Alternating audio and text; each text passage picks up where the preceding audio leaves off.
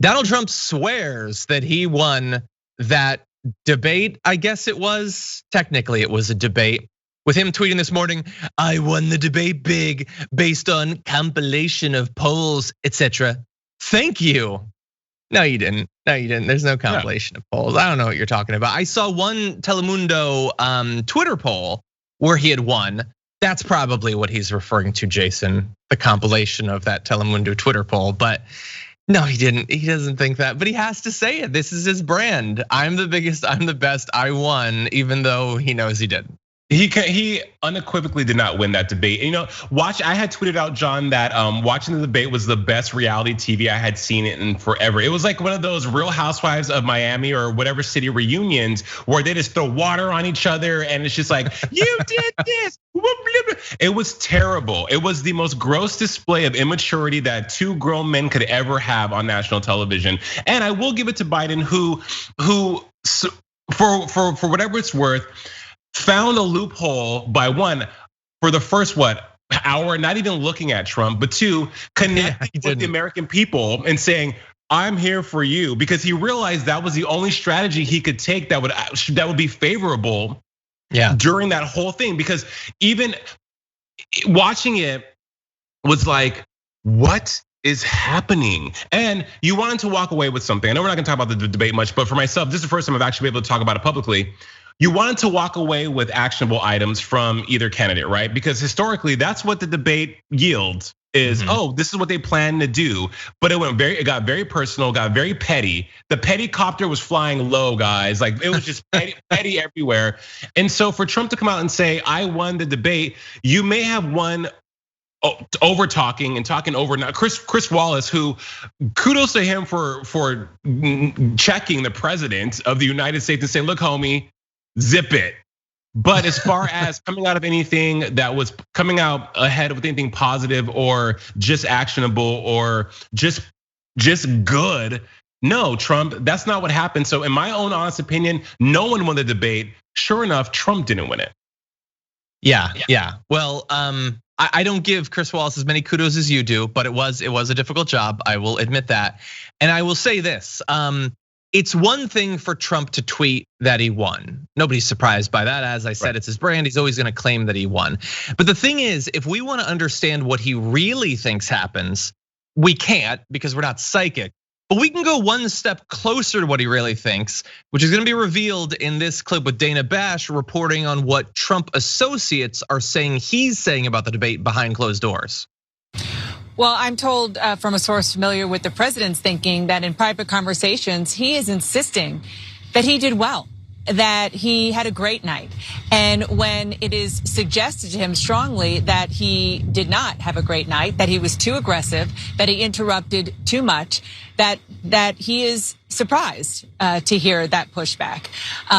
What I'm told is that the sort of feeling is that once the president digests his steady diet of cable news that he always does, that it is going to hit him likely in the next day or so, that he did in fact interrupt too much, that he did in fact have a bad night, like everybody around him believes that he did.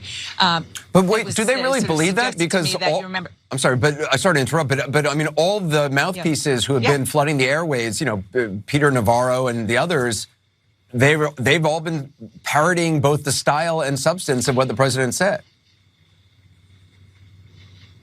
That's true. But the analogy that was given to me was, remember when how can you forget, when the president suggested that injecting or digesting bleach would help with coronavirus, and he couldn't believe that people actually thought that was a big deal. After a day or two, he got that was a big embarrassment. John, so first of all, can we give a big shout out to the subtle shade of Anderson Cooper? I always look for the shade of Anderson Cooper because it just comes like, wait, did he just shade somebody again? Kudos to Anderson. But to Dana's point about the bleach and Trump finally, and days later realizing, wait a minute, that wasn't my best turn. It's shocking for someone who, look, Trump is a smart man. Business-wise, he's been successful. He's not an idiot. He's not stupid. Maybe some of the things he does are idiotic, but I would love to think that he does have a brain underneath that horrible hairdo. How can you not watch that back and have trusted advisors who guarantee trusted advisors, which are your family, telling you, dad, husband, whoever, boss, that was a bad look. And any person with any kind of respect for themselves professionally can look at that and be like, what just happened? Especially, and then when you're in it, be like, what's going on?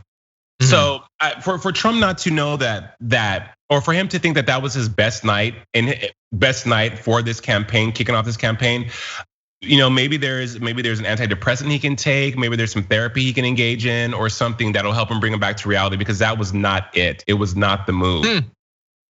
Yeah, I would say that this is another area where if you have no respect for or understanding of or curiosity about science, you are going to lead a worse life. As an analogy, I'm in a writing group with a couple of people. We write fantasy novels and we go back and forth. And sometimes one of us will have an idea and we'll put it in our book. And the other people in the group are like, you need to change that, but they don't want to. They like that idea. In that case, though, we can't turn to Gallup polling or CBS News that shows that no, it's actually a bad idea. If Trump could use that, he could look at the instant polls from CNN and CBS News and show that he definitely lost the debate, and he could develop based on that. But he doesn't trust any of that, so he continues on believing he's right when he's clearly wrong. And while we had that immediate polling, now we have the first of, I would argue, a more important sort of polling coming out. I saw this, David Dole had tweeted about it. Change Polls and CNBC had a new national post-debate poll. So this is after the debate. Biden is up 54 to 41, a 13-point lead. That same poll last week had him up 9. So that's a 4-point jump. It's just one poll. It isn't everything, but it certainly doesn't look like Biden got destroyed by Donald Trump in that debate.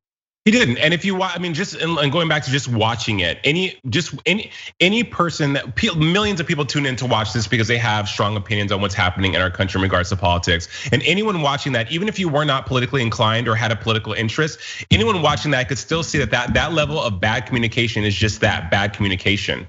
And when you argue or when you're trying to get a point across, there's a nuance and a way of doing that. And I stand by. I just felt like it was it was a personal attack after personal attack after personal attack, that in a time where if Trump really cared about the American people and the public, he would have approached that in a way that was like, okay, here's the plan of how to make America great again. I was in Key Largo, Florida over the weekend, and I kid you not, every other house had a Trump Pence making good on promises and all these things that have been his slogan now for this campaign. So it's like, great, you have the world stage to tell us how you're going to do that, but yet you chose to pivot and be, again, petty. Good for Biden. I know you said that I gave Biden way more kudos than I should have, but Chris Wallace. I'm sorry, Chris Wallace, right?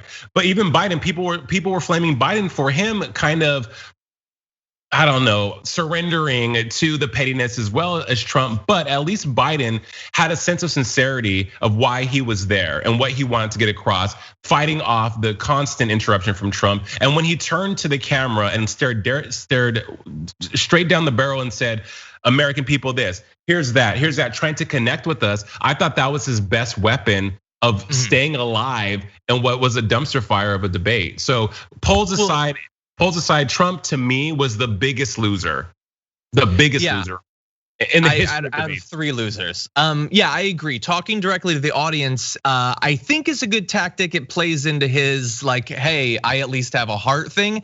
Right. But also, if your opponent is constantly interrupting you, it doesn't look as bad if they're interrupting you attacking them. But if they're interrupting you trying to appeal to the American people, that might look worse.